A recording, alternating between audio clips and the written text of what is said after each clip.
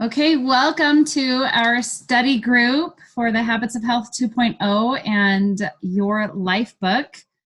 Today we're going to talk about part 1.7 of the Habits of Health book, optimizing your surroundings, creating your microenvironment of health. And I'm going to cover that, and then Karen is going to talk about element 6 in your LifeBook. So I like that Dr. A kind of added in healthy surroundings as one of our macro habits of health.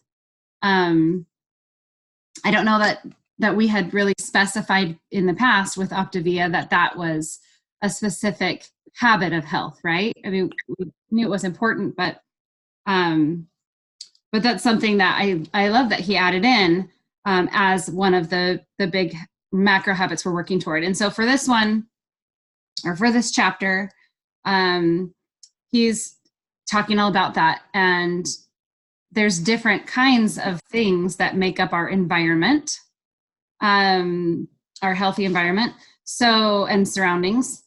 And a big one is people, right?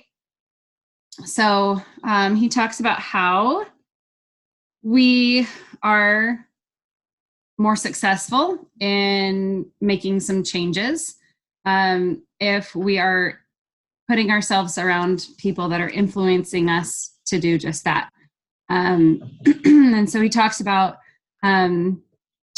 staying with people, surrounding yourself with people who can be supportive of your goals of optimal health and well-being. And he talks about the drama triangle. And I love that our clients get to learn about this pretty early on in the book, right? He talks about the different kinds of points of the triangle, basically the victim, the villain, and the hero. And it's always something every time that I learn about this that I'm trying to recognize the times where I play each role, right? Like, I can see a little bit of myself in multiple things. So the victim is one of the things that stood out to me this time was that the victim is unable to make decisions, solve problems, or take pleasure in life or achieve insight. Because I think I always think of the victim as, poor me, it's happening to me, it's not fair, right? Those types of things.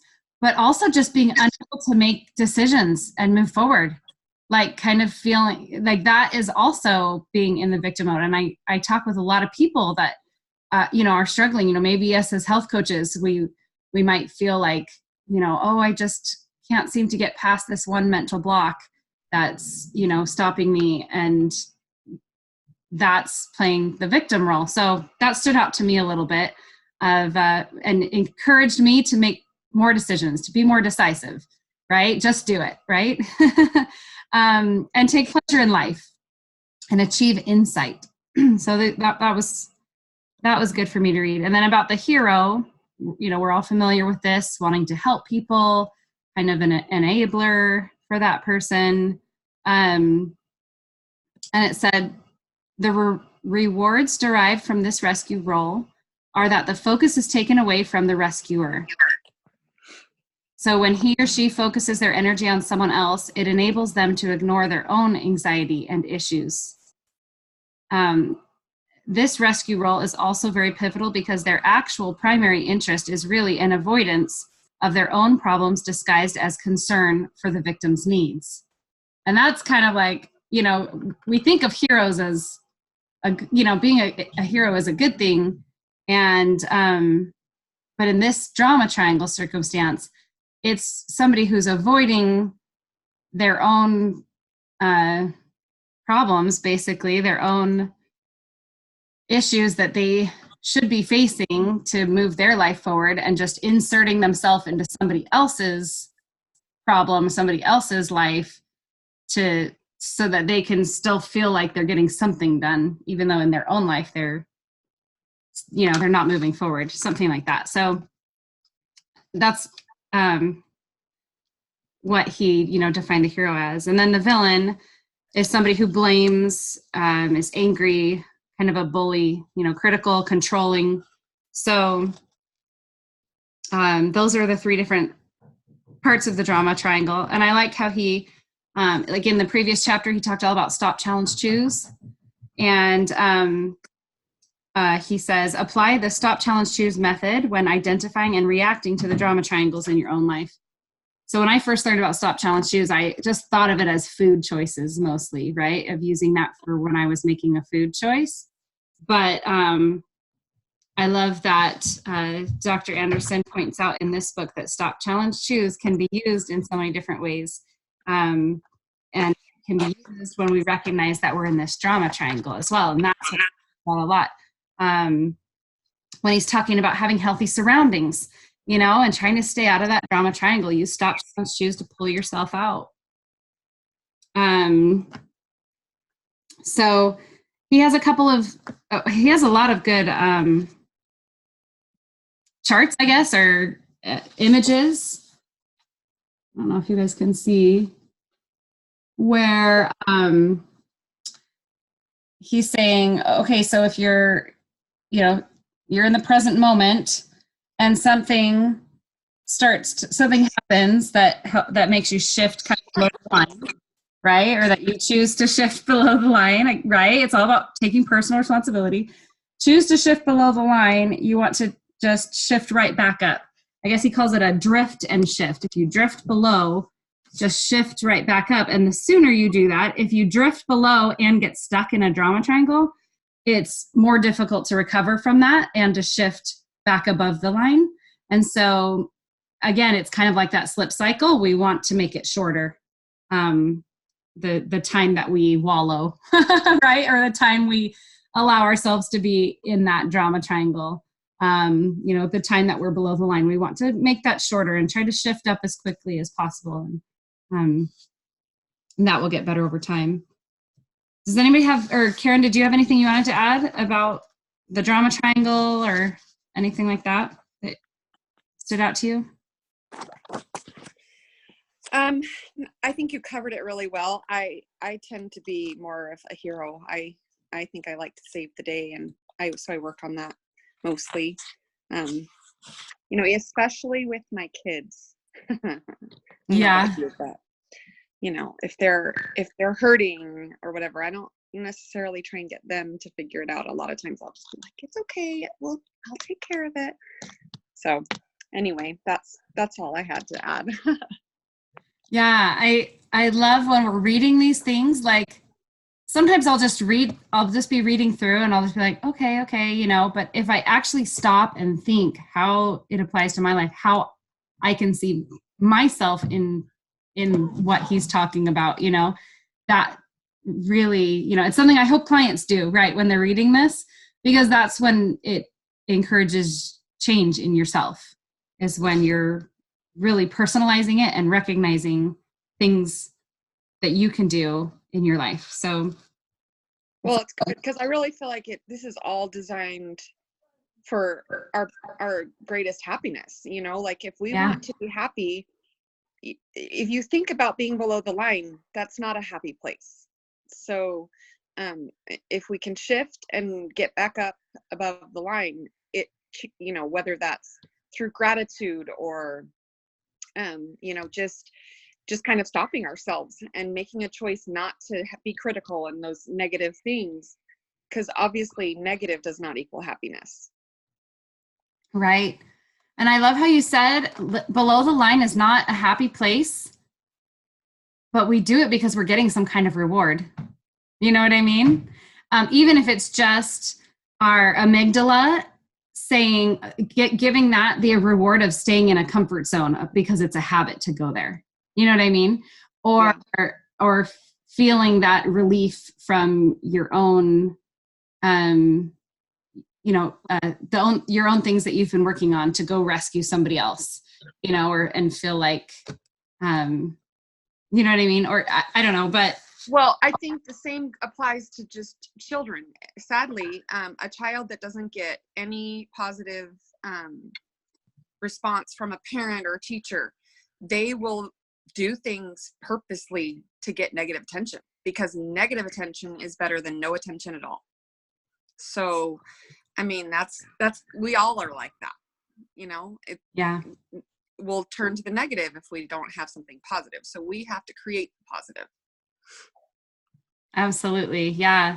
And sometimes we'll get into that mode of being the victim because that's going to get us some attention.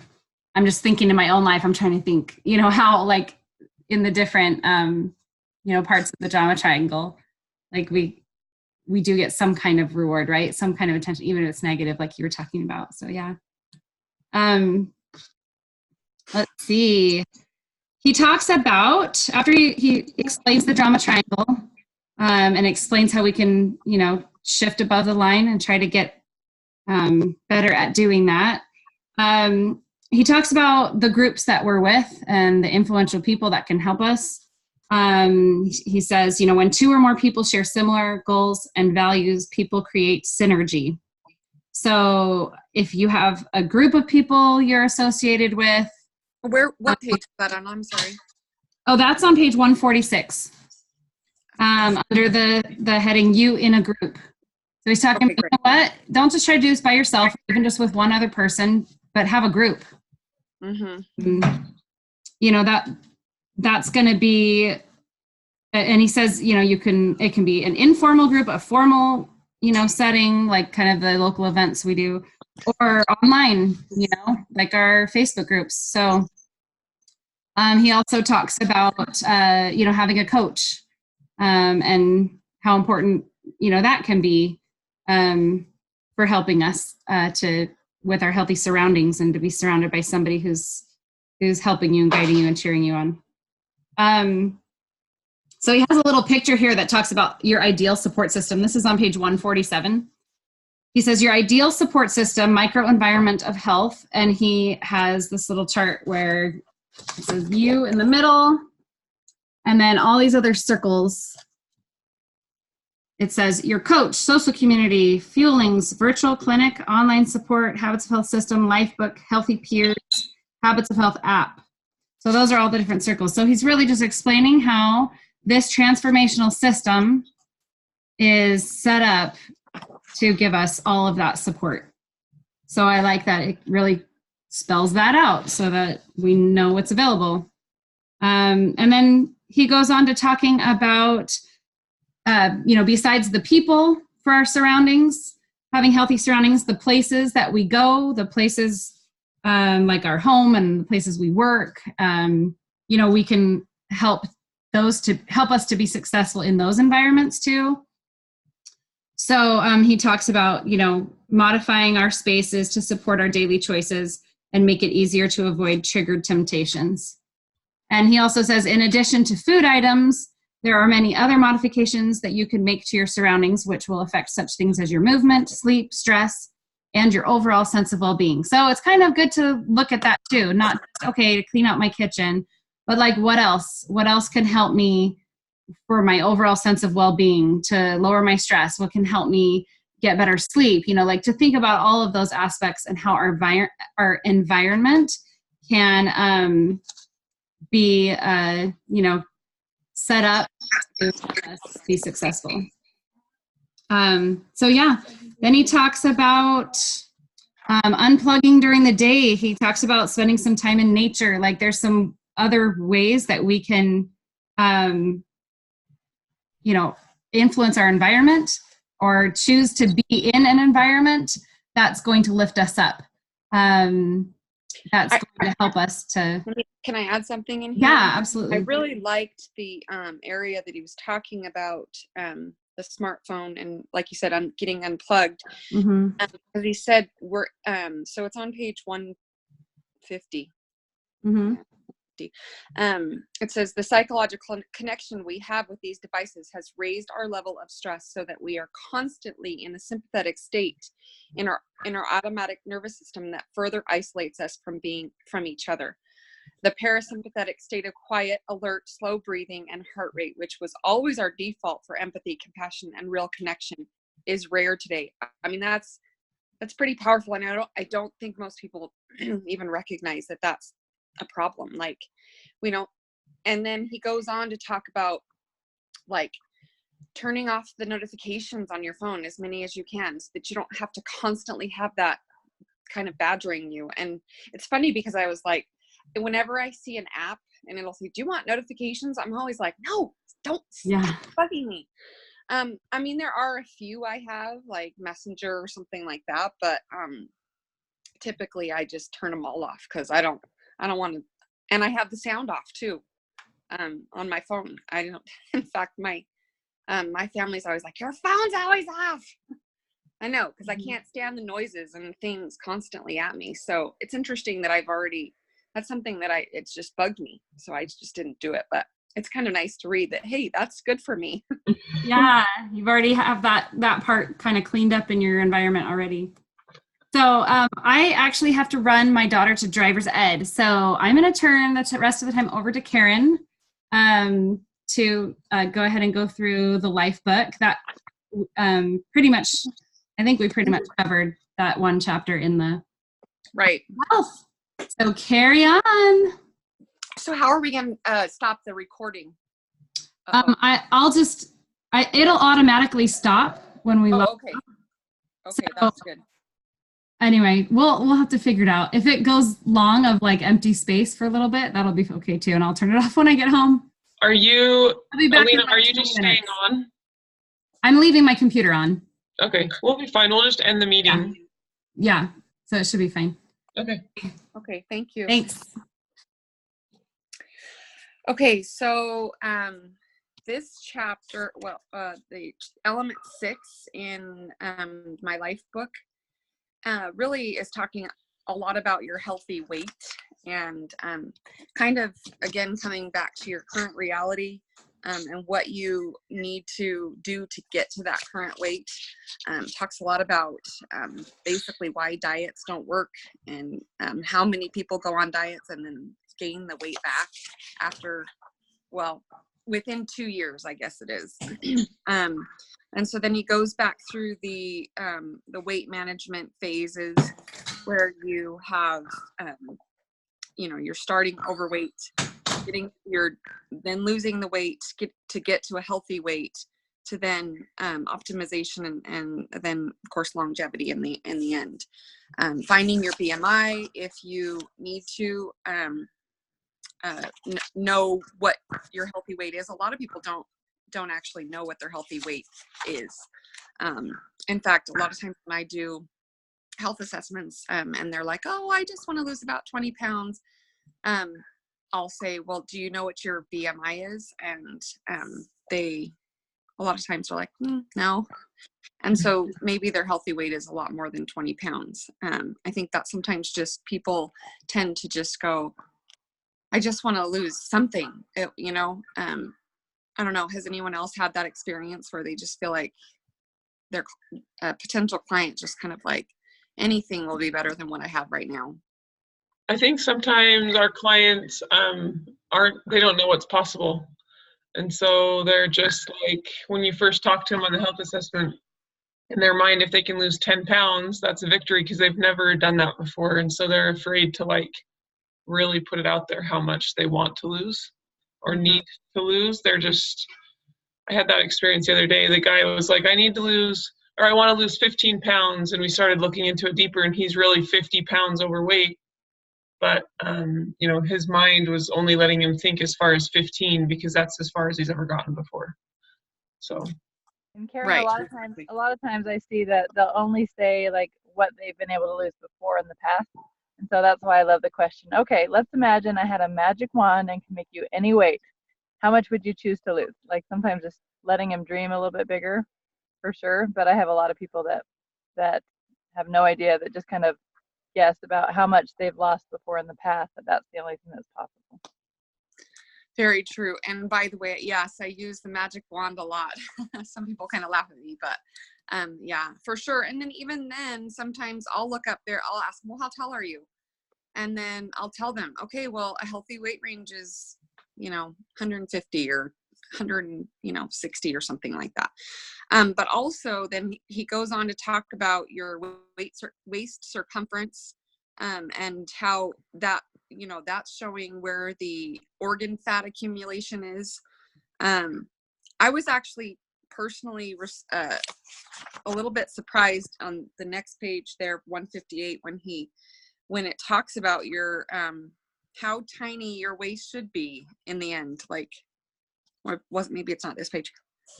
So well, like under, okay, 31 inches. So yeah, here it is. Well, under 20 or 20, less than 29 inches for longevity. Did you see that? I mean, that, I'm telling you right now, I mean, I'm just going to be honest. My waist is not 29 inches. So I guess I have some work to do. You know, it's interesting though, because I've spoken with my doctor, and he's perfectly happy with what I weigh right now. So I think it depends, and I am at a healthy weight, although like I said, I am definitely not at 29 inches. But have you ever, this is something that I was thinking of, have you ever had anybody that's like, you're too skinny?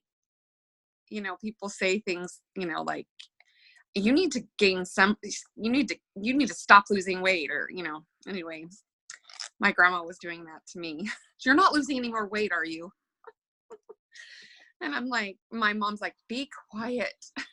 She is working with her doctor. She's fine. But anyway, of course, then he, the next part of it's just really like your journaling area where you write down, again, current reality, what you need to be, and then what you can do about it, how you feel, and using the structural tension chart that was previously mentioned in element 3 to get to those desired results by figuring out what are the steps you need to take in order to actually reach your goal. And then basically a summary of those things so that you can get to your healthy weight and eventually to optimal health. And that's really, this chapter was pretty straightforward, and not too, there other chapters have had a lot more in-depth things. Is there anything else you can think of that I missed out of this chapter? One other thing that, when talking about asking someone how much they want to lose, a lot of times they could never imagine a healthy weight. And so I think it's okay to start where they are. You know, okay, let's work on that first 20 pounds, and then we'll reevaluate there. But sometimes they just can't imagine losing, you know, the amount that they need to lose. And another thing in this chapter that I loved is the structural tension. So, you know, a lot of times when you talk about what the goal is, okay, go into the secondary choices. Okay, what things do you need to do to make that happen? That goes along with the reading today, but like just really laying out the importance of drinking their water, getting their sleep, eating, you know, on their program, doing their exercise, like just going through those small steps that are going to help them achieve that. I think that's helpful. That's why I love the habit, so they can see, is there anything that I'm not doing that I should be doing to get the results that I want? So I like using that with clients also. Now, do you use that during the health assessment, or just continually? No, definitely, like if somebody's struggling or if they didn't lose as much as they want to lose, like we go over their habits. Right. Or if they've been on program a long time, and, you know, like just kind of talking about what their goal is. Okay, what needs to happen to make, you know, to make that a reality, and just kind of go over those habits that maybe they're doing well at, and habits they want to work on, so that they can set some. That's why I love setting specific goals. Okay, what's your goal for this week? You know, what do you feel like you could improve on? Oh, water. Okay, that's definitely a step that's going to get you closer to your goal. So like helping them realize that it's the small steps that help them achieve those big steps. And it talks about that on page 162 in the LifeBook. Mm-hmm. Structural tension for those daily action steps to help them achieve their bigger goal. Absolutely, like writing them down, realizing, you know, that, hey, you know, in this case, he's writing down your 6 portion meals, and then he puts your water in, but also, like you said, adding in all the other things that they can do. The high 5, basically, right? Mm-hmm. Awesome. Okay, well, anything else that we need to add to the end of this? This was a straightforward chapter. Yeah, no, I think it's great. Good job. Thank you. Sorry, I was in and out. My internet was being funny. Oh, you're fine. Yeah, we started off straight away because Alina had to go. So she recorded it, and I'm sure she'll get it up up there on the thing. So, well, have a good morning, ladies. Okay, you too. Have a good day, guys. Bye-bye.